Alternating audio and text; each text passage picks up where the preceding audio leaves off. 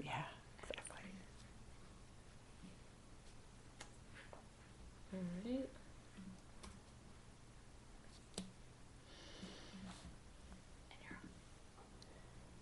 Okay. All right, we're live. Right. Live, Wow, coming we're to live. you from St. Helena. What is it? We should say like the Saturday Night Live opening, right? Live from St. Helena. Live from It's St. Crocker and Helena, it's Starr. Crocker and Starr. Exactly. So shall we wait for a few more people to sign on, Alex, or do we want to get rolling? I think people have been hanging out for the last 10 minutes or so, so Okay. I think we're good to go. Very good. Yeah. That's Alex Fondren, producer behind the camera. That's awesome. And very, very happy to be here today Yay. with someone who I've been a fangirl of for quite some time, long before we started working together last summer, Pam Starr, winemaker of Crocker and Starr, partner with Crocker and Starr. I'm sitting in the chair today that would be occupied by Charlie Crocker. Unfortunately, due to a family matter, he could not be here tonight, but we know he's here in spirit. And we're fortunate to be sitting, in what is called a stone house on the property, the historic property that you're going to hear a lot about tonight. So we've got a great array of wines. We've got lots of anecdotes. I hope you're ready with lots of great questions, and we're really looking forward to sharing these wines with you. So Pam, if maybe you might want to start with a little bit of background about what got you here to this actual physical place today. Oh my God! How did I get here? This is not my beautiful house. I feel like we should break out in song all of a sudden, but that's right. So, well, welcome everybody. This is my first experience having a one-way voyeurism, and so I hope that it all looks good. Send me a picture or something so that I know that my hair's in place, and that matters. So anyway, welcome to Crocker and Starr Winery. This has been quite a journey over the past 20 years. It's very exciting, and I brought Kimberly and Alex and her team on board because I felt like we really needed to blow it out of the water to start our 20th year as Crocker and Starr together. I'm sorry Charlie's not here today. There were just unavoidable issues that happened, and I know that he would say that he too is wondering where the 20 years went. It seems like we started this company in 1997. Mm-hmm. I was making wines at Spotswood for Mary Novak, God rest her soul. And I followed one day in 1996, I followed the soils across town of St. Helena. And I landed at this kind of overgrown big vineyard here on the southeast side of town, and really discovered something special. I was enamored immediately by the vines, the place, the location, the history. And I got a phone call a couple weeks later after I met the vines from Charlie, who bought this property in 1971 from one of the original descendants. Bruce Dorman. Right. Mm-hmm. A family descendant from the Dowdell family, which this was the Dowdell family winery in the 1870s. So we are located in a really cool historic place in St. Helena where there was beer making and grape growing and prunes and plums and peaches and wine, of course. Walnuts. And behind us is a picture of the old historic, probably just before the turn of the century, winemaking team. Anyway, so Charlie called me a couple weeks after I met the property and said, I understand you want to buy some grapes. And I said, well, no, but I understand you wanted to start a winery. And he's like, no, but you should come and see me, So I put my best jeans on and I went to downtown San Francisco. I went to the 25th floor of 1 Post Street. And this man could not have been more generous and elegant. And I could see from his surroundings that he was very busy. But we talked for about 3 hours on our first meeting, just super casual. And about 6 months later, we started Crocker and Starr Winery. We officially signed our documents in September 1997, just before harvest started. And this last September, I don't know where the time went either. Labor Day weekend. Unveiled it. It was crazy. So this last September, we celebrated our 20th harvest as Crocker and Starr in our very first year in our own winery. So when I owe that whole development process and the whole series of evolutions of getting onto the property in our own facility to all the loyal fans and all the loyal followers of the wines that we've created. So Yeah. It's fantastic. Yeah, it's been fantastic. It's been quite a journey. I had a lot of consulting jobs when I first started Crocker and Starr, and this has been a very slow growth process because, this is not a cash infusion project. I mean, there's a longer story behind that, but it just wasn't. And so I paid my mortgage by consulting, and the first day I paid myself from the company, I stopped consulting, and I Yay. really just got into the world of Crocker and Starr. Which is fantastic. Yeah, it's great. So talk a little bit for a minute about the dynamic between you two. How do you really work together? I know Charlie likes to be here for critical moments of harvest and seeing what's going on in the vineyard, but I know you two are really symbiotic in your connection. Everything about Crocker and Starr it just kind of came together. There's a historic reference. There is we're the two most important components in making wine, grapes and talent. Charlie always likes to say great grapes and great talent, but I'll leave that to him because I pull back when it has anything to do with, sort of ebullient words associated with talent. But Charlie and I really have the same passion. We want to capture terroir in wines. We wanted to create a wine that really reflected the soil site, and he's always thought that it would be a really amazing winery, just based on his experiences with fruits and nuts and some of the vines that grew on the property. And so I came along and made my adjustments, and he made the adjustments, and the vines really responded to our organic and sustainable vineyard practices. So that partnership really worked really well. So I had the vision to do it, and he had the wherewithal to make it happen in the vineyard, because it had to happen in the vineyard first. Right. That's where we threw all of our time and effort. Makes sense. You can't do You it put without the cherry on the top at the end, but put the work into the vineyards That's first. right. Completely. That's right. I love the fact too that both of you come from such a scientific background. Charlie, I learned this morning, went to med school, and I know, right? You were potentially going to be going down a similar path, and you grew up in a medical family, so you appreciate the art and science behind what you're doing. I do. I appreciate it 100%. And Charlie does as well. He attended medical school. He was actually in his residency before he ended up having to go and work with his father in finance.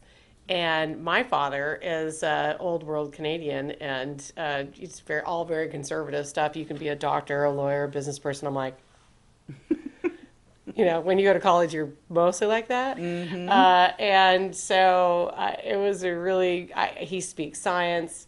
I speak business. I wrote the business plan. I mean, Charlie's an amazing business person, but I wrote the business plan.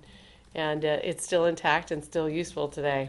I know, crazy. I didn't study business at school. I was going to go to dental school, so I figured that was the best of both worlds of art and science. Completely.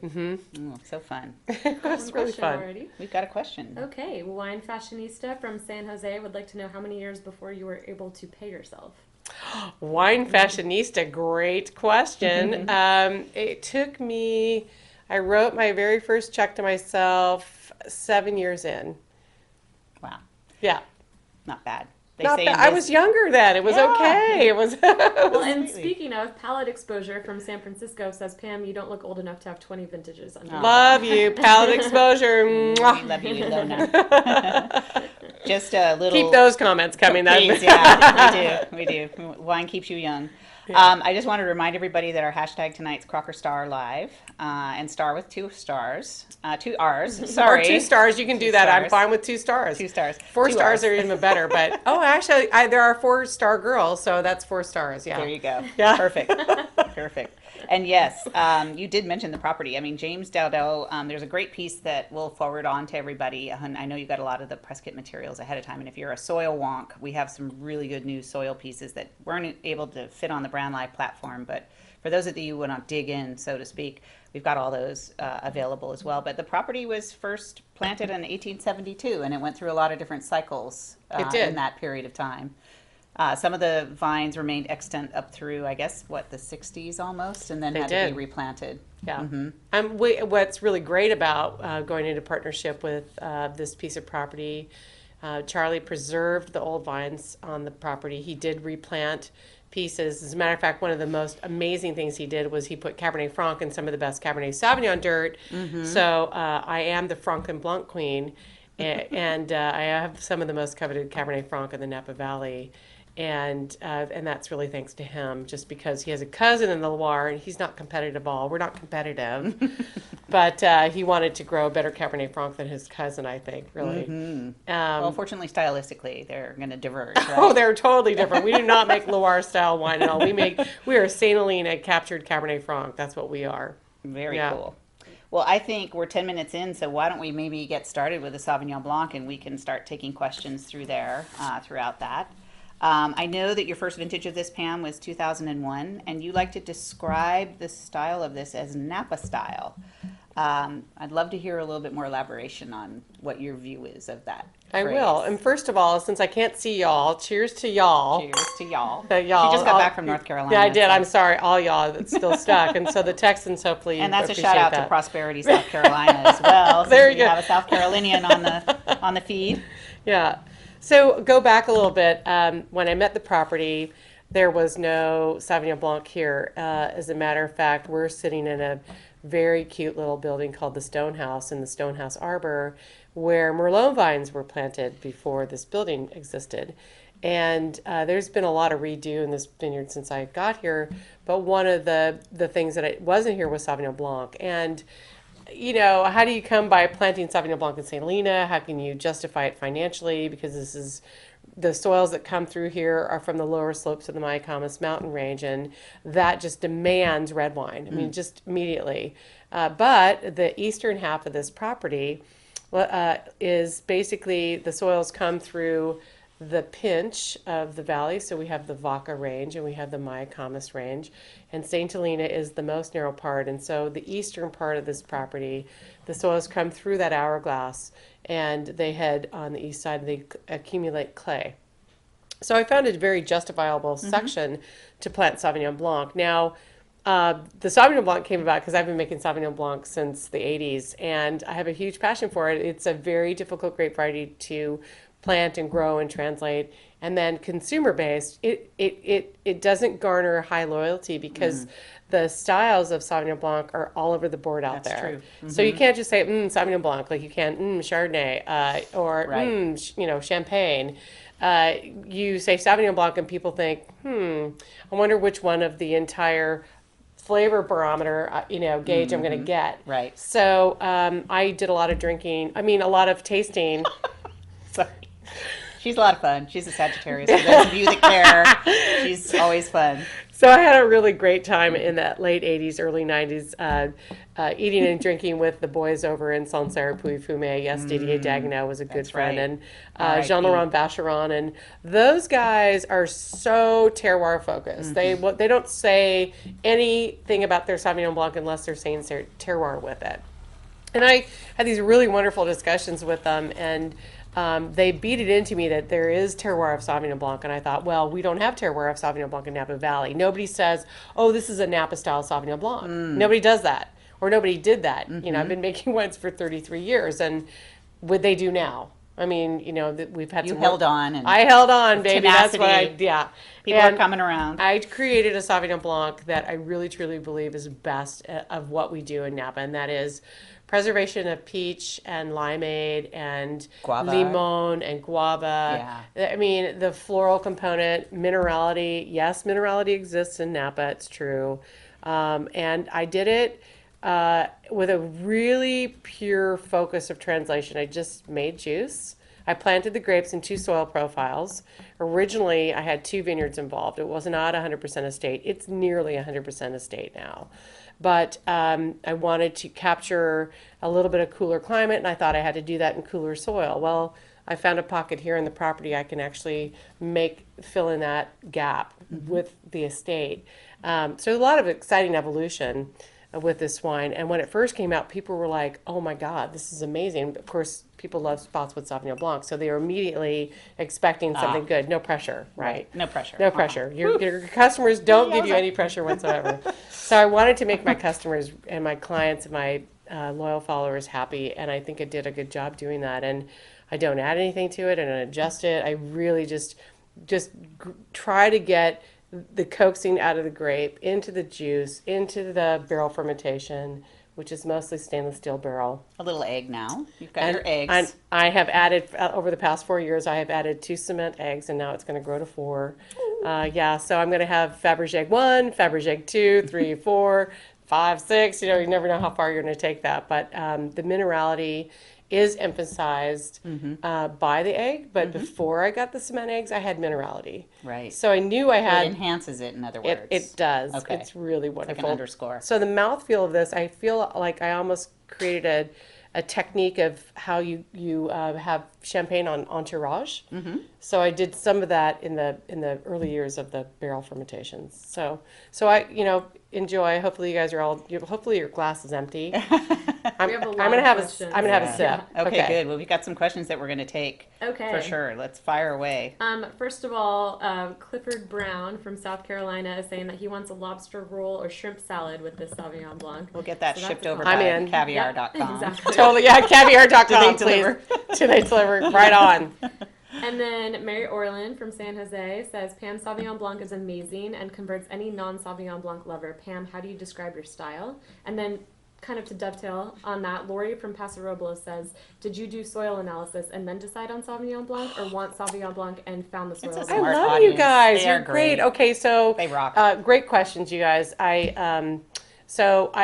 have to say that I did a ton of digging in this property. I made Charlie actually dig like 19 backhoe pits. He was like, "Who is this chick?" But I found amazing soils, and so yes, I dug on the eastern side, and I found that the soil is about 18 inches of topsoil. It's clay loam. So really short ripening season clay soil, and then under that 18 inches is sort of pottery clay.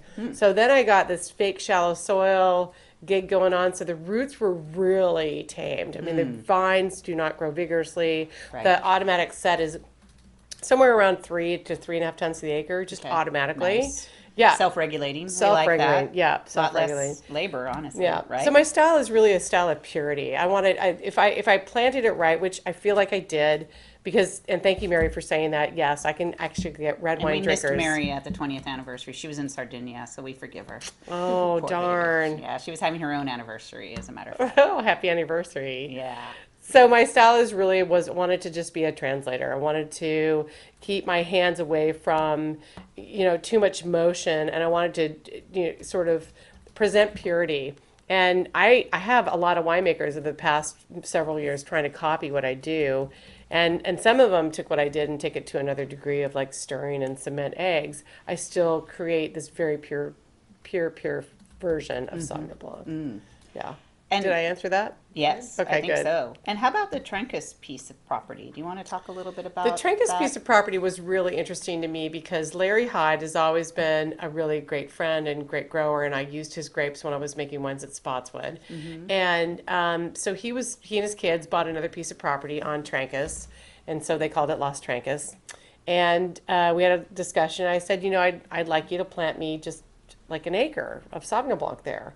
And so they planted a little bit more than that, but they did plant. And in the early years, those vines actually brought a real basiness to the Sauvignon Blanc that, when you start, everything's young vine, right? Yeah. Well, when the vines grew up, that Sauvignon Blanc down at Las Trencus held too much basiness for it, so I throttled way back. Okay. I How still did kept- that express itself when you say basiness? I'm really curious. So, the Crocker Estate Sauvignon Blanc is what we created here. It is mango, limon. More ballerina-like. It is, but there's a verb and a vibe in the palate that I can actually enhance the weightiness of the palate of the juice by doing some stirring and maybe a little bit higher solids content in the fermentation. Okay. The Las Trencus, it was a little bit cool climate and started expressing itself too much in a Jack and the Beanstalk way. Ah, got it. So with Jack and the Beanstalk in a cool climate,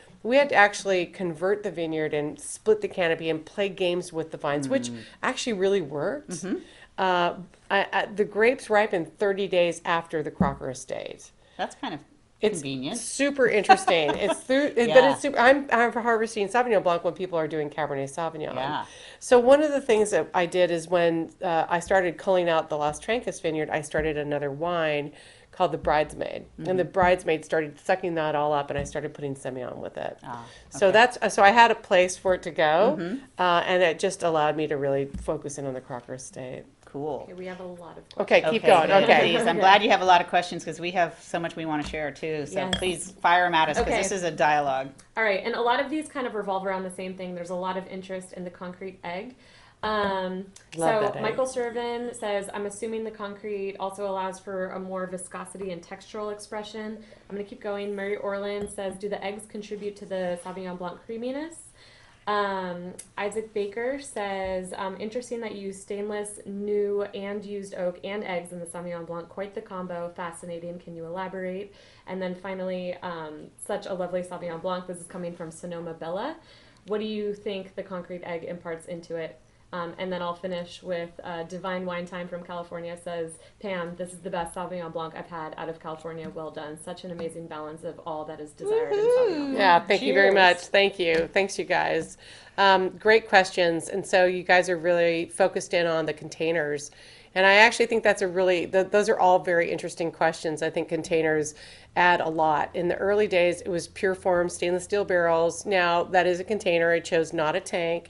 And that had everything to do with the volume of the juice relative to the lees on the bottom of the barrel. So the stainless barrels are something that I used over at Spotswood.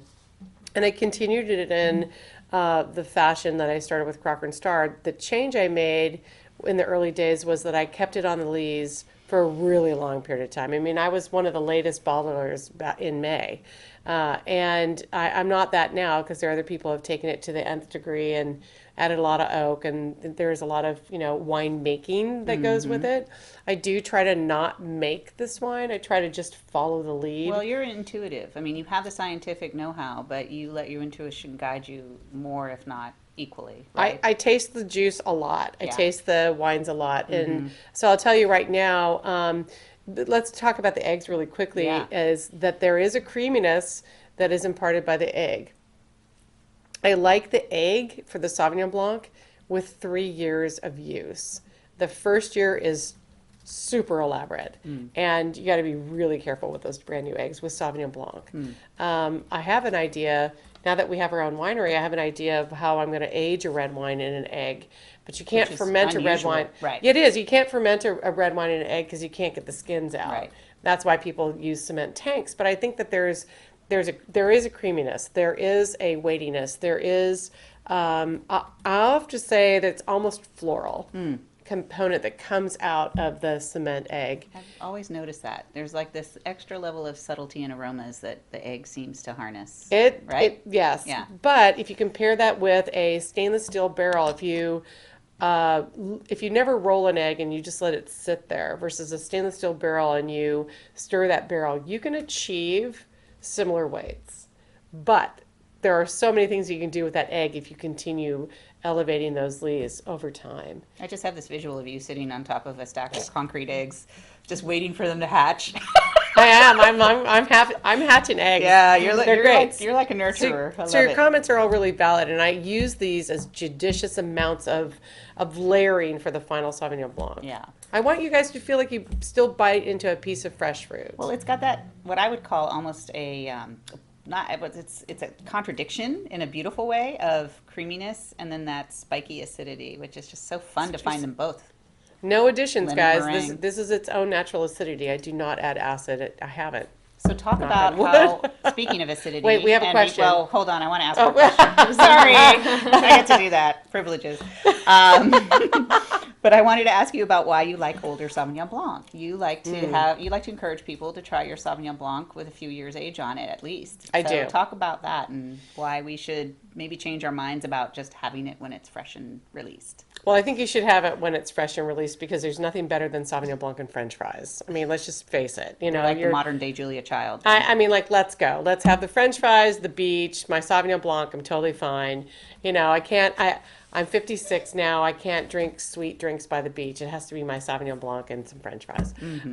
So people are probably saying, well, should you be eating those French fries too? But Life's short. But I think what happens with, particular in Sauvignon Blanc, all Sauvignon Blancs that are made in a fashion to be, sort of aged, is that there's a lanolin quality that happens. There is a viscosity and a richness, and the guava and the sort of pit fruit quality and the limeade, they merge and they roll over, and they may not be so fruit apparent. They'll roll into what I would call a floral component with minerality, and there's a texture derived from that almost it's even better with food. I like truffle with in a scallop. If you sear that, Chef Ken Frank does this really well with a little piece of truffle and a scallop.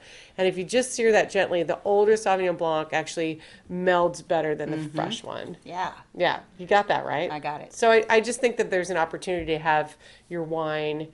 Don't be afraid to buy cases of Sauvignon Blanc and drink them and then forget about them in your cellar for 4 or 5 years. They're interesting. Yeah. Okay, I cannot believe how many questions and comments there are about the Sauvignon Blanc. I think we only have time for one more. Really, exactly. I was thinking the same thing because it's 5:25 and we What? have 3 I'm wines to go. I'm going to ask this question and then we'll answer it quickly and move on to the Cabernet Franc. Which is not to say that we can't answer them later. Exactly. Very happy to do that. I'm happy to do any answering. You guys can Yeah, email me. I'm happy to completely. take care of you. Thanks for all the excitement. So speaking of ageability of the Sauvignon Blanc, what vintage is drinking well right now? That's coming again from Mary Orlin, the star student. Oh, not that I've tasted these recently, but I have to say that 2008 and 2009 are right at that over the top, sort of what I would call Jello stage. So that viscosity that Jello gives you, and it's rolled over, and there's a little bit of what I would call pumpkin spice starting to come on, not in a bad way. I think the 2012. I love that wine right now. It is super complicated, not fresh fruit. The viscosity in it is still fresh with minerals. So where are we now? 2016. So that's 4 years. That's like right on that 4-year verge. I don't think that the wines that I'm creating here right now are to be 10 and 15-year-old Sauvignon Blancs. I would have to say that I have in my mind to do something. I will do this, and you will not get this wine until I age it. So stay tuned. I'm not dead yet. Sounds like Monty Python. All right. That's I right. think we should move along to Cabernet Franc. Okay. I'd love you to discuss why you've had so much defining success with this grape variety. And it is something that more and more people are now really, adding to their portfolios, but you were an early enthusiast with it. Your first release was 1997, first vintage. And I'd love to hear more about how you fell in love with grape and, what its charms are and what its frustrations are when you're making it. It is definitely a charming grape. I have to say that this grape is probably my alter ego.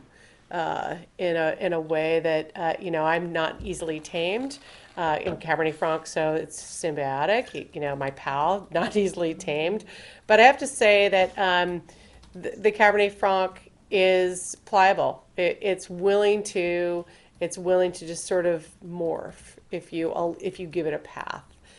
I don't think I'm that easy. I think I'm a little bit more. I'm a little piece of cake.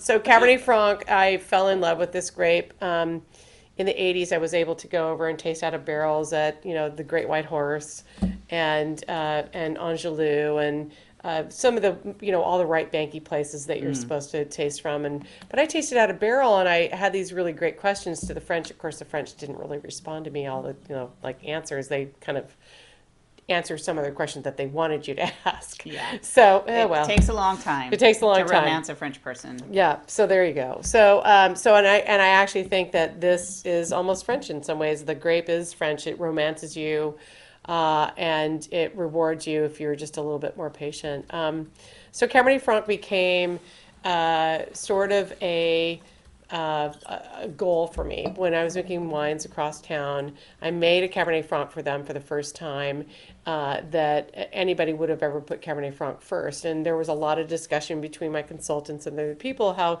difficult this grape variety is, and it's really only good as a blending grape. And I just wouldn't. I just wouldn't rest at that. It's something gnawed at me. Yeah. It didn't settle. So when I met Charlie's property and I tasted some Cab Franc that another producer had made out of the old vines Blanc, I was like, oh, you did that. I can do that too, but I think I can do that better. Not competition. It's not my game, really. No. You just I'm came totally from all competitive. sisters, Yeah, like me. Totally competitive. Yes. So this grapevine and I, we are pals. It actually responds to me. I leave it alone. I let it do its growing thing in the vineyard. In the early days, there was definitely some Jack and the Beanstalk. It wanted to grow, grow, grow. So I said, okay, I allowed it to express itself, and then I went in and I went, time for a little manicure. And I would just go in and just like these really bold moves with these grapevines during the growing season. I was really well rewarded. The color is amazing, and the floral component. I get all the goodies that you want from Cab Franc: blueberries, raspberries, cardamom spice, the red hot a little bit. Yeah, the red hot tamale candies. That's inside the middle. You get to the jelly part. That is a very wonderful Cab Franc character. Tobacco in a really awesome year. 14 has tobacco in the finish. It really does. This is a really wonderful version of Franc. It's actually kind of the most sluttiest version I've done as well. This wine just kept soaking up. It's slutty, totally. It kept soaking up the new oak, and so I said, well, if you want a couple more barrels, and then I'd stick my toe in the water, and I added a few more barrels, and next thing you know, I was up to percentage, and which is not my style. It's usually wine first, but I think this wine in 5 years is gonna. People who don't have this wine will probably, steal from people's cellars just to get it. Yeah. Now, Charlie planted Cab Franc and Cab Sauvignon in 78 and 80. Yes, he did. And how many of those did you have to retool everything in terms of, or any of those original vines extant? They aren't, right? They're not here any They're longer. not here. No, they died. I actually got 4 vintages out of the 25-year-old Cab Franc vines before we had to rip them out. 3 out of the 3. God, it's so hard to remember. 3, and then we had a young vine block planted already next to it, and so in our 4th or 5th version, I had relatively young vines. I mean, I had like 8 and 10-year-old vines, and I was a little worried about that because I came out the gate going, "Oh yeah, check out these old vines," and I was like, "Ooh, now what do I say?" So, but it all worked out really well, and now I have 4 clones. I have 3 rootstocks. I have so much to play with in the vineyard, and everything is now we're 17 to 26 years old. That's fantastic. It is. And of course, February is the month that you release this. Yes. And that's why we're going with the Valentine's theme here. Because I have a heart pin in my hair. Oh, I know. those who are in love with Cab Franc like us. What Valentine's month is the best month to introduce it. Alex says there's more questions, I think. I also said we're trending on Twitter, so That's well done, nice. everyone. We're trending on Twitter, everybody. Thank you. Thank you. Woohoo. Okay. Cheers. Lori from Paso Robles would like to know, is it 100% Cabernet Franc? Yes, the 2014 is 100% Cabernet Franc. And it's not always that way. Sometimes I play with my accompanying varieties in the vineyard. I always like to say, make the best wine, not just make it on paper. So sometimes it can be 1 to 4% of something else, Merlot, Malbec, Cabernet Sauvignon, but this one's pure. Actually, since 2011, I think they've been pure. So for those of the bloggers attending that are not from California, and we have 18 cities in California, from LA all the way up further north, but this was an earthquake year, 2014. Yeah, it was actually. My husband and I just celebrated our anniversary, and the next morning we had a massive earthquake, 2014. Of course, our neighbors told us, "Gosh, Pam, Norm, you guys need to settle down. Your anniversary should like." So The earth moved, honey. it was. Yeah, that's right. So we. This was before the wine was actually produced, but we did lose 10 barrels of 13 Cab Franc and Cabernet Sauvignon in the winery. Oh, no. So it was a real shakedown, but it was a low vintage already. Mother Nature really shook us hard. It was probably the most angry earthquake I've ever been in. And I went to high school in Southern California, so I'd been in a lot of them. And this was pretty crazy. It's a big one. Yeah. Okay, lots of questions. Let's go for it. Fire 'em at us. I'm just gonna fire them all at once. Okay. Cheers. Okay. Cheers, my dear. Happy Valentine's Day. Same to you. All the love. Cap Franc love. Okay, I'm gonna start with some easy ones. Mary Orland would like to know, what is your ideal pairing with Cabernet Franc? Lori from Paso would like to know, which clones do you have? Which is your favorite and why? Then I'll wait on the more complicated. Okay, ones. so Mary, I love putting Cabernet Franc with mushroom-based dishes. I really do. And as a matter of fact, you can make any white fish go with Cab Franc. All you have to do is put a little shavings of mushroom with it.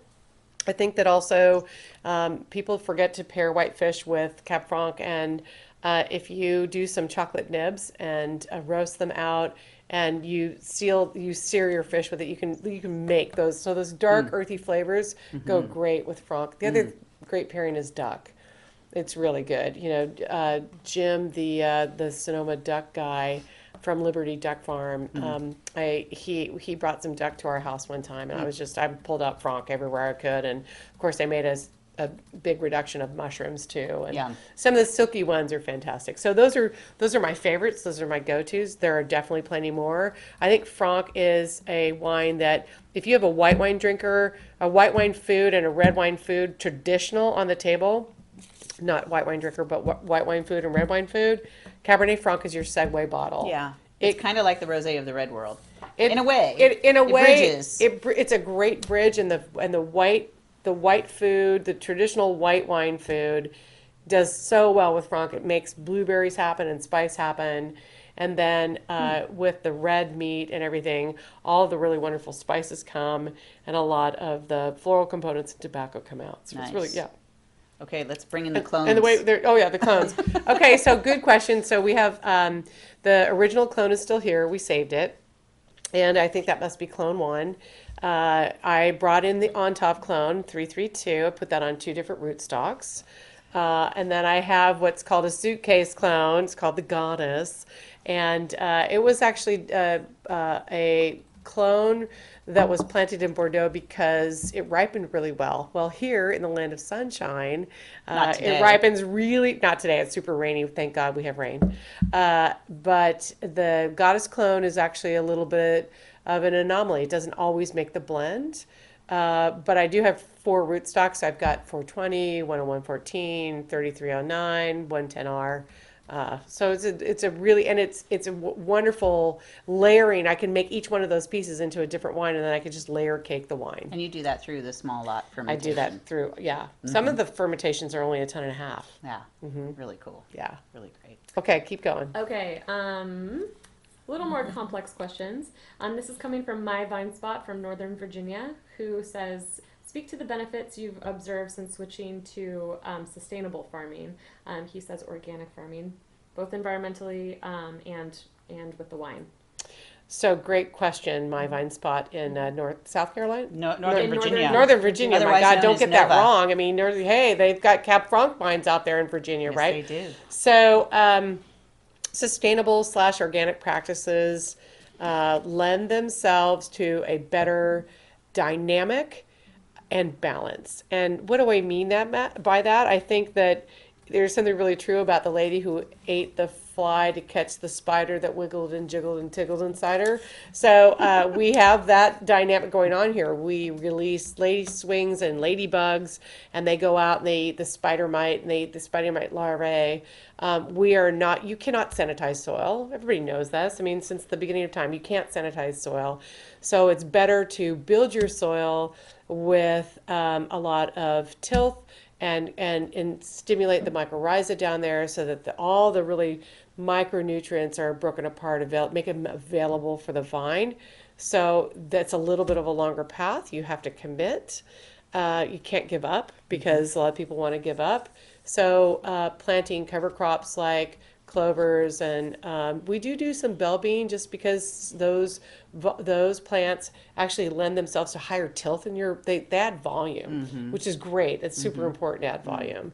And it also helps to sort of balance out the potassium level. Here in Napa Valley, we have relatively what I would call high potassium sink. So the grapes, the berries end up getting potassium, which end up playing into the chemistry of the final wine. Here at the Crocker Estate, because we're slightly acidic soils, that potassium doesn't drop into the berry.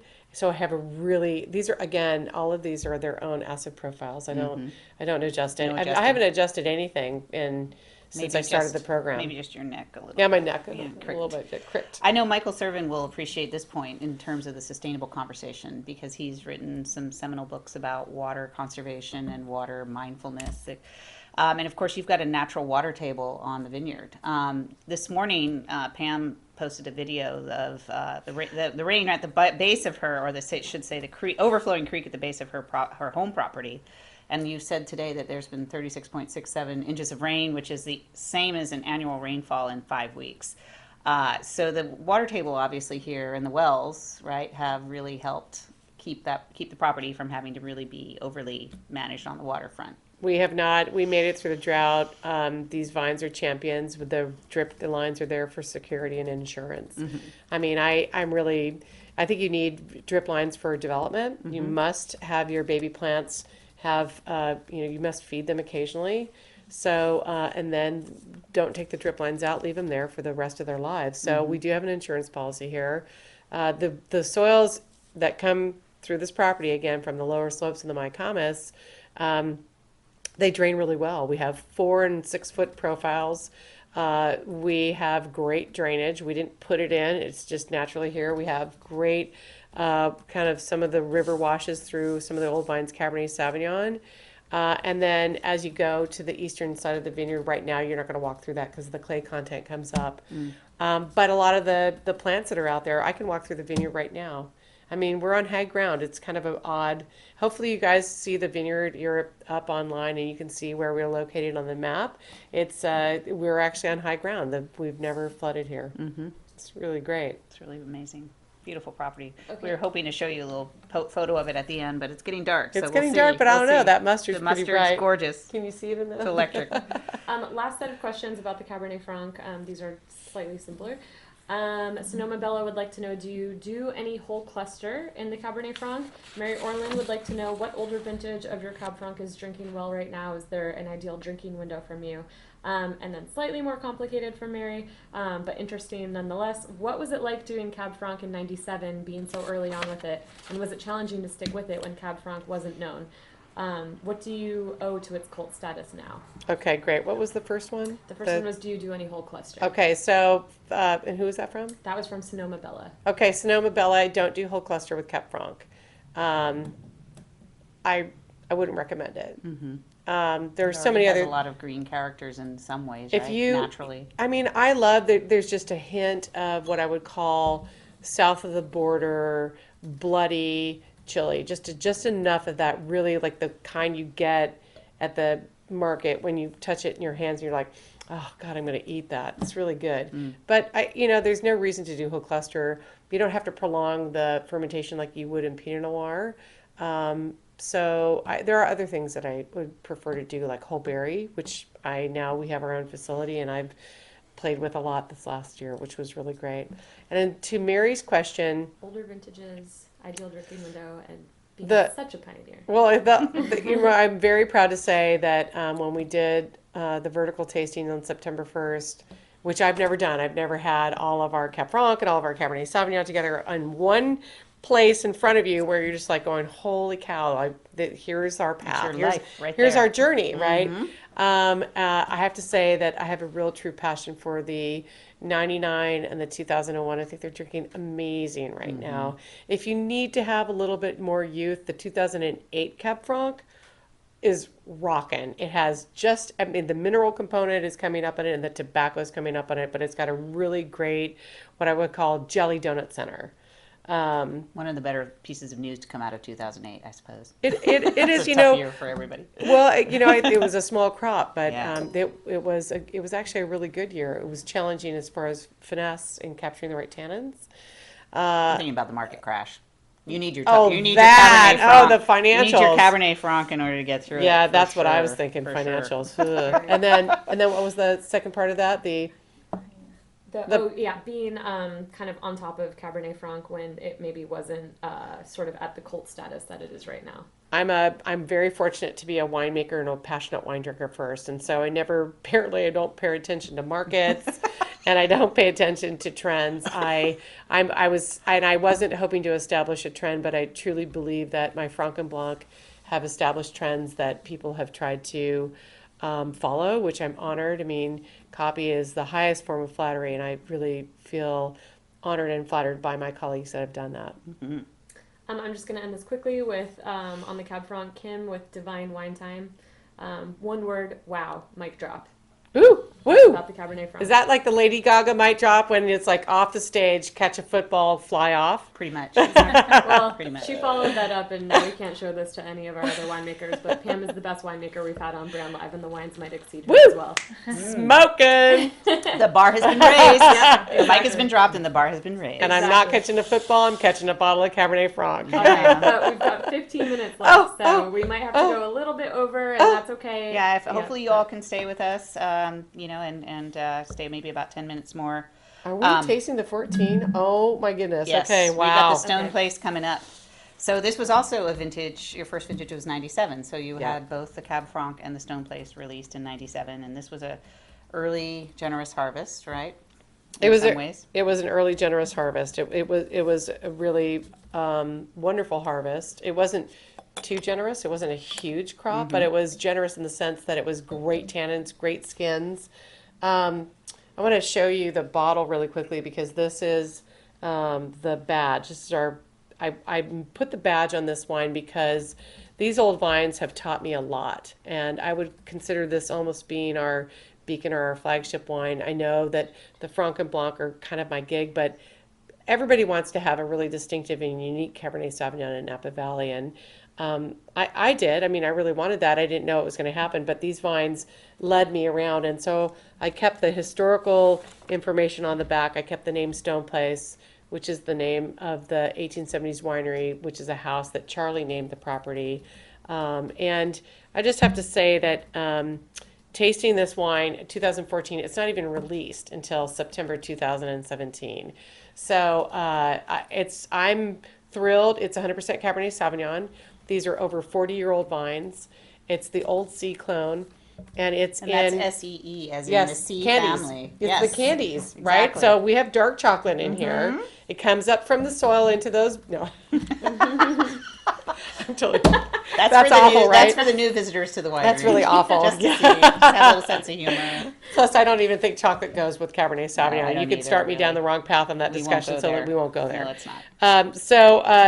I've never been able to break out of my 550 to 600 case production of this because the old vines really tell us a story.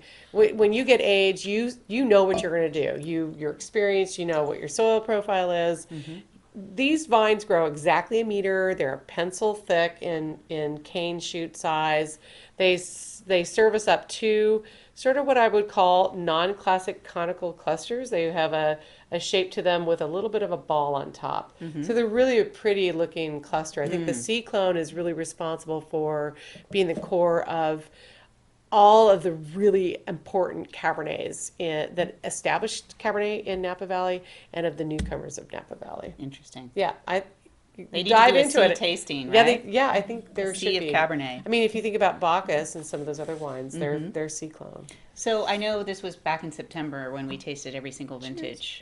Yeah. Sorry, I toasted All right. myself. You're having How a sad love is affair that? with your bottle. Yeah, It's nice. my God. It's a Valentine's theme. But talk about what your favorite vintages are now back to 97. What really stood out for you in that tasting, and tie that into the ageability of the Stone Place. So all of the 17 vintages are in front of us on September 1st, and it turns out that my story is in 3 frames. The first frame is all about the vineyard. So what I thought I was going to do in the first year was make a Cabernet Sauvignon, a Cabernet Franc, and what I ended up making was a Cabernet Franc and a blend. And the blend didn't have any Cabernet Sauvignon in it because the Cabernet, those vines didn't transform enough and they didn't make the grade. I'm like, I can't do this. So what I ended up doing was making a blend, and I named it Stone Place after the big house and the property because I cut my teeth on old Bordeaux's. Thank you, God. And you're a big fan of Trop Blanc Mondot. Oh, total fan of Trop And Blanc Latour, Latour. you're loving. Who isn't? But okay. And so the first phase was all viticulture. So I threw my heart and soul into the soil, and it didn't take but a couple vintages where all of a sudden I think my turning point was 2001, and that wine is 60% Cabernet, and the balance is the old vine Merlot. So now comes the winemaking years. It's like, okay, so what do we do? You know, how much Cabernet, how much Merlot? I mean, how do we move forward? And the more the sustainable farming organic the vines took up, the more the Cabernet pushed out. I couldn't put Franc with it. I couldn't put Cabernet Sauvignon with it. So by the time 2002 came around, I could have called it Cabernet Sauvignon. And 2003 was nearly 100%. So 2004, it was the pivotal year for me, and I called it Cabernet Sauvignon. I kept the heritage name of Stone Place on it. And then came the next phase, which was now we've gone through winemaking phases. Now what are we going to do with Pam Starr's sort of embellishment? So then it became the creative years, and I really have to tell you that this wine has become 100% Cabernet Sauvignon for a reason. I can't tell you that what I did in 2016. I'm so joyful. I cannot wait to put it together. I did crazy fun fermentations with big barrels and rolling things and punching them because I was here in my own facility, and it was like the shackles came off, and I was like, "Woo! Watch out for me, hair on fire!" And so I think that now I'm going to take these old vines and I'm going to push them. I'm going to push them. So in this 2014, I think this blend turned out beautiful. It is really stunning tonight. Yeah, in particular. I never open this wine. I try to never look at it at least until 3 months before we're about ready to release it. So I usually give it bottle time. And so cheers, you guys. I think everyone's just enjoying it. Yeah. There aren't a ton of questions, but everyone's just saying this. Wine Harlot says this wine smells like money. She almost retro Good job, Wine Harlot. I almost came off my nose. Yep. That was awesome. Though Lori from Paso Robles would like to know what your oak program is. Good question. You know, that has evolved over the years too. And so I have to really reserve judgment for how much oak this wine gets until I see the wine and how that vintage plays. And this one is about 90% new French oak, and that's a really big chunk for me. But I started playing with new Coopers, and I have this really beautiful vanilla bean and coffee from some of my traditional producers, and I couldn't help myself. I was like, I want that. So, and for the Franc as well. The Franc evolved as well. The Franc started off in 25% new oak. That had partly to do with my budget, which was the reality. Yeah, the reality of of wine. You yeah, know? exactly. We always talk about the romance, but Yeah. there's a lot of and as reality that informs decisions. It's true. Reality does it causes you to make specific decisions, and but the growth of those vines and the new clones, it's amazing what a wine does in the first year of its life. And you're like, okay, if I'm going to put you in bottle, I'm going to give you one more shot. And when they suck up those flavors and they take it over, it takes a little bit more time. I think that the oak profile is a little bit more forward than I'm used to in these wines, but they're going to marry so well because the wine just stands up to it. Rawr. Well, speaking of the RAR, I wanted to bring up a fun point that I just found out in doing a little bit more homework. We all want you to come and visit, and Pam mentioned that earlier Please come today. visit. And She that's really- actually been a question too. So. Yeah, well, we'll talk about that for sure. But if you come and visit, you might get a chance to meet this fellow. My Who's son. her constant companion. His name is Griffin. And I found out today that the AKC established this breed 1 year before this property became a winery. Oh, So that's they were really within a interesting. year of each other. Yeah, 1886 and 1887.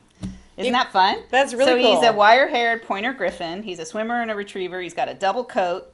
And he's your best friend. He's my best friend. Well, he's my husband and mine's best friend. Right. We fight over him. He's Yeah. like, do you like him better today or do I like him better today?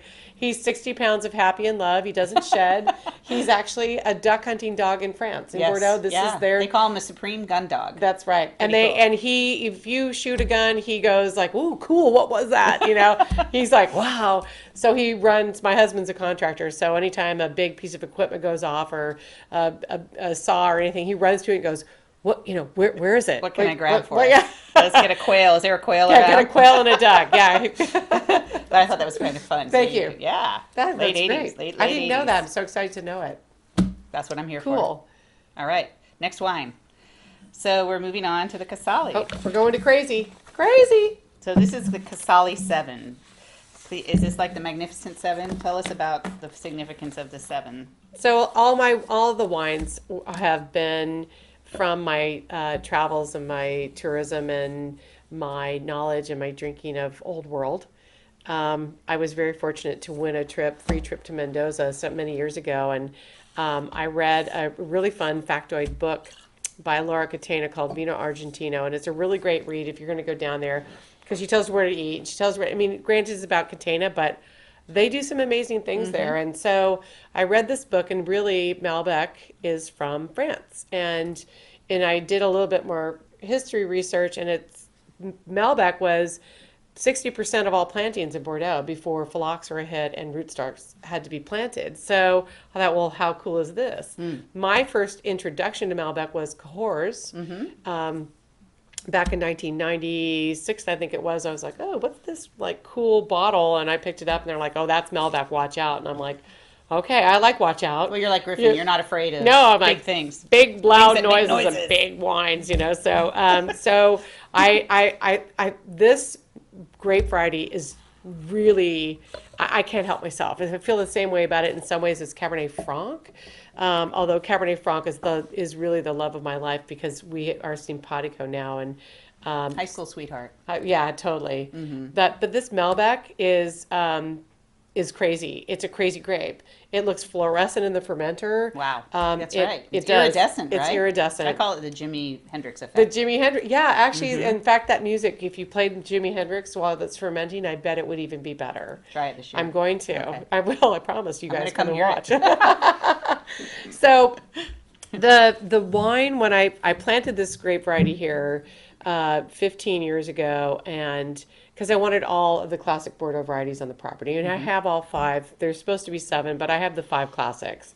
And I bottled, the first one was 2008, and it was 100% Malbec. And it was super Is it a interesting. beast? It's not. Oh, okay. It's not. 2008 is a really wonderful vintage for Malbec. Malbec to me is like the barbecued rib of the meat world.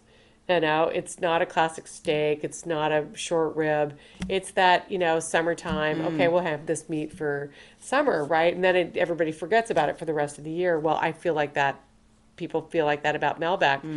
And so when I went to Argentina, I tasted some of the best Malbecs down there were blends with classic grape varieties, Cabernet Sauvignon, Merlot, Cab Franc. Malbec, it tamed it. So you'll see there's a number 7 here instead of the ampersand.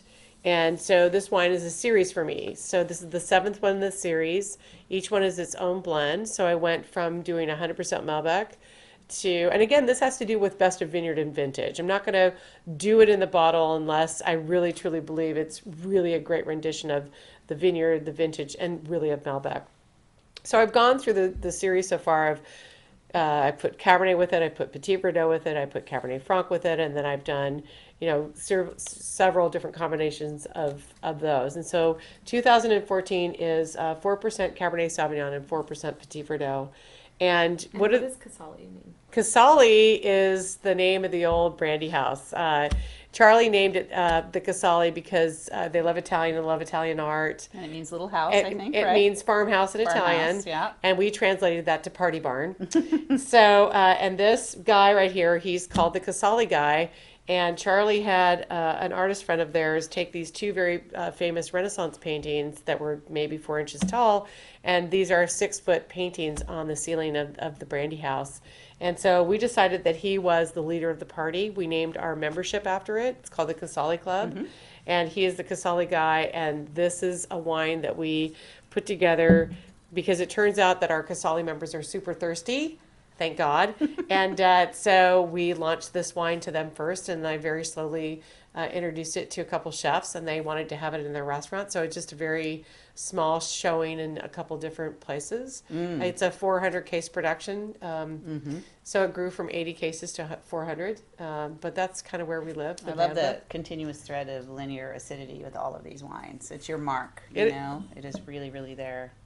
It's smoky. And it has what I would call a seared meat quality to it. Yeah. I always feel like Malbec is like the crazy berry out in the berry bush world where you're picking and it's hot and it gets all over your hands, and so it smells like your hands, it smells like your skin, and it smells like the berry at the same time. And I think what the Cabernet Sauvignon does is it gives it a little bit of blue fruit, so it puts blue.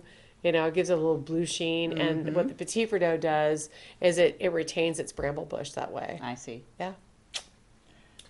Okay, we've got a few questions, and then probably a few more general questions that are not specifically about this wine.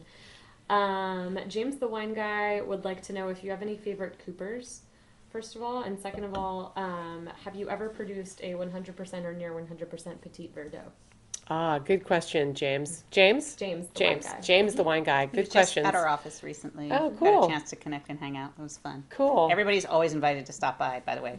Downtown San Francisco, any day. We'll pop a cork. I think we wanna have be some there. Crocker Starr Sauvignon Blanc in our fridge, actually. Ooh, that's good. Always have Sauvignon Blanc in the fridge. With regards to favorite coopers, Cooper's and then the Petit Verdot. I love Cab Franc with Terroir. I love Cabernet Franc with Sylvain. I love Bossuet with Cabernet Sauvignon. I have been dipping my toe into several different little Cooper's ponds, and I think that I might bring back Sagamaro a little bit. So Coopers, they have to really show consistency for me to actually even bring them in. I brought in a Cooper that I fermented in, and it's Tenore Baron.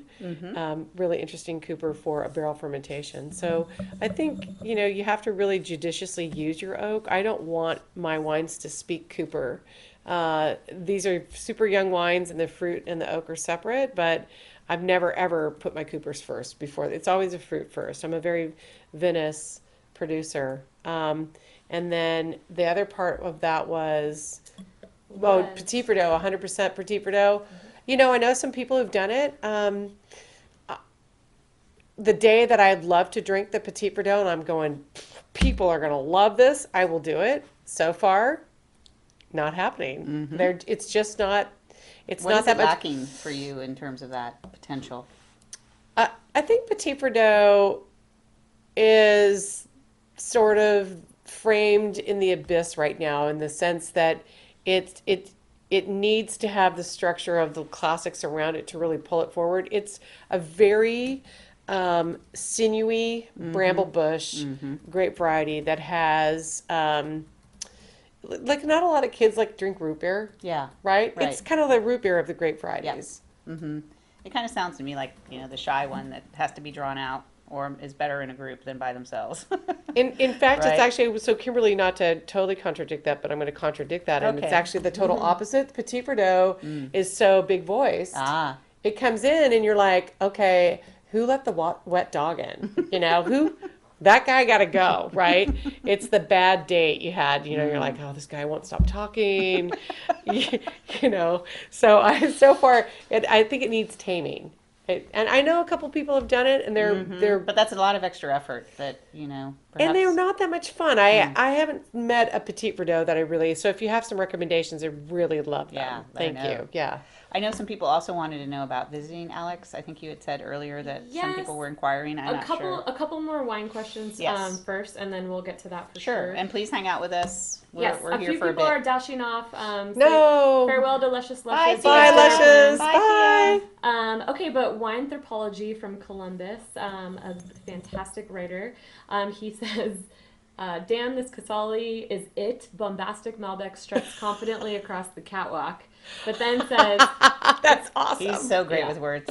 yeah. Bombastic. It's a great word. He's got a couple of other questions too that we Good. haven't gotten to yet. And one is, if there's a unique detectable thumbprint on these wines, it's that they're at once iconically Napa Valley and in possession of distinctive perfume and potency. These have to be the result of deliberate effort. How and why?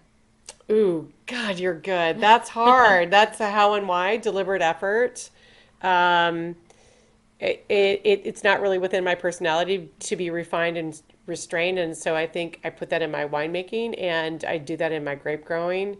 I want the plant to have full expression, but I want the plant also to be balanced. And so, as their guide, I think that all of the vines get equal treatment. All of the vines get the exact right crop set that they should have. Sometimes plants go, hey, this is a little bit much. And you can tell it's a little bit much for them to handle. And so I do my very best to listen, and every vintage is totally different. So I think there's that. And the other fact is nothing to do with me whatsoever, is that there is a thread through the soils in this property that luckily Charlie bought it because the sky opens up and is sunny here first in the whole valley if it's fogged. This is the sunniest place first. So luckily he picked that because San Francisco is so foggy all the time. It makes sense. Yeah. But there is a real mineral streak through all the soil profiles here, which is very, very fortunate and very, very rare to get. Yeah. And we'll get back to Wine Anthropology's other question in a second. He was asking about Bridesmaid as well. Ooh, bridesmaid. However, in the meantime, Eno Bites from the Willamette would like to know, do you guys always harvest at night? And have you ever experimented playing music in the vineyard or in the cellar to infuse sound during fermentation? Eno Bites, I love you. You know, I was born in Northwest Oregon, so I feel you, my friend, my northern friend. I don't play music in the vineyard. I think that the vines really just want attention. And I think if you just spend the time to walk out and sort of feel the air that they feel and feel the sunlight that they feel, you can understand a little bit more about where they're coming from. So I really feel like they're playing the music. I'm just supposed to be listening. I don't think I need to push them that way. And I think as far as the music in the winery, I hope that they like the music that we're playing because mostly my interns are doing the music playing. I had a great Swiss intern this year, and I couldn't wait to walk through the door every day and wonder what he was playing. We had everything from like creepy, weird, bluesy music, dark stuff, to I'd walk in and I'm like listening to Queen. I'm thinking, this is awesome. So I think mostly the fermentations are really about us more than anything else. So the music comes from the vines in the vineyard, and the music comes from us to make it through every day. Okay, and then getting back to Wine Anthropology's question, you brought up Bridesmaid. What's the status of that project? Still going strong? And if so, are you going it alone on that front? And then secondly, from Mary Orland, Pam, any varietals you'd like to make wine from for Crocker and Starr? Ooh, golly, great questions. Okay. First one, Bridesmaid it's hoeing its own row. I mean, it's very organic project. I don't promote it. It's a wine that is so affordable, you know, in that less than $50 range, and you get all Napa Valley juice, all 5 grape varieties, Cabernet Franc, Cabernet Sauvignon, Merlot, Petit Verdot, Malbec. I am alone on that project. I had a partner to start it, and Crocker and Starr ended up buying the whole thing, and because I was really just doing most of the work, and I feel very grateful to have the wine because it's really the only wine that's out there in distribution. I don't have enough Franc or Cabernet Sauvignon to get out there to the people. So the Bridesmaid is sort of if you want to get a young drinker to stick their toe in the water of some of the classics, the Bridesmaid's a really great leader. I think the days of purple juice, purple haze is over. There's only so much of that sort of greasy, slicky stuff you can drink before you go, look, I just need to have something that's a little bit more classic. Not that purple wines will go away, but I think Bridesmaid will continue on its very organic path. And then Mary, as far as are there grape varieties that I'd like to produce here? I hope that I can make this Petite Syrah port work out. It's definitely not a legal batch of wine right now. I just sort of produced it with my interns, and so it's in a bucket in the back. No one's ever going to drink it, but I think I would like to get some really good distillate and make the Petite Syrah port happen. You've also got another project in the works. I have another project in the works. Back burner right now. I have Is it too soon to talk about? No, I want to launch 2 new wines. I planted a brand new Cabernet Sauvignon that's like a layering of all the heritage clones. And we've chosen a name for it that really is the meeting place of Charlie Crocker and Pam Starr. And we met in his office for the very first time at 1 Post Street. So our name's going to be called 1 Post, and it's going to be a wine by Crocker and Starr. It's going to be a clonal selection Cabernet. And then the other wine that we did, we're going to make a more affordable Cabernet from different clones that have never been in any of the Crocker and Starr wines. And we're going to pay homage to the 2 major growers that were in this area before Prohibition. It was Mr. Mills and Mr. Dowdell. Oh, and don't forget Charlie's passion for cider. He Okay, would love dang to it, make I a was like, cider oh. off the property. So Charlie planted apple cider trees right here on the property. So and there are apples already producing. So we may stick our toe into the water of a little apple cider as well. In fact, we have a little bowl of oranges that I went out and picked behind the Casali today. There's oranges and blood oranges and tangerines and lemons and kumquats. And all kinds of great stuff that were back from the 60s that were planted on the property. So I think it's time for the apples to make an entrance. Yeah, it's a possibility anyway. Yeah. I know we're probably wrapping. Yes, soon. I think we've got time for maybe 2 Excuse more me. questions. Okay. We're going to end with the one about visitation, but one more really interesting question from Mary Orland, wine fashionista. The Crocker Starr Vineyard is an amazing special place. How do you keep it protected from encroaching commercial and residential development? It's a great question, Miss Fashionista. There are some pressures of development. There was a vineyard that was turned into a soccer field, turned into a row crop block, and it's been sold. And there's somebody who wants to put a big, large hotel there. It's just right around the corner from Crocker and Starr. I think our biggest protection is the fact that Charlie purchased another 40 acres to make this an entirely 100-acre estate. And there's really no thoroughfare. And we've got a lot of agriculture to the north and the south of us. So Charlie investing in protecting agriculture is our number 1 protector. Okay, and then finally, about visitation. This original question came from Jenna Francisco in Sacramento. I'd love to know about how people can visit the winery. Is it open to visitors for tastings and or tours? We are. We have by appointment only.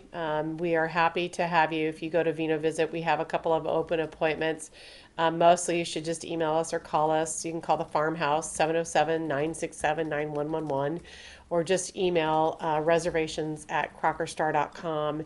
And you will be set up for what we call a vineyard experience. So we touch the vines and taste the wines. We have crafted an experience that hopefully allows you to see a little bit about what I do and allows you to play as if you were me. And then we also have an alfresco experience, which is a more complicated cheese and charcuterie pairing. And then if you're in a hurry and you just want to taste the wines, we have the farmhouse porch. So you will feel like you're the only people here when you come. And so you will fall in love like we have, for sure. Yay, Thank you love, so much, Pam. Valentine's Day, heart, Cabernet Franc. Thank you so much for tonight. No, really thank appreciate you. your generosity of spirit and your extraordinary wines. And Thanks. it's so fun to collaborate with you. So Thanks. And I want to hear from all of you out there. If whoever's still online, I hope you will send your tasting notes back to us and come and see me. Okay. Cheers, everybody. Thanks for playing. And I just wanted to say thank you all as well.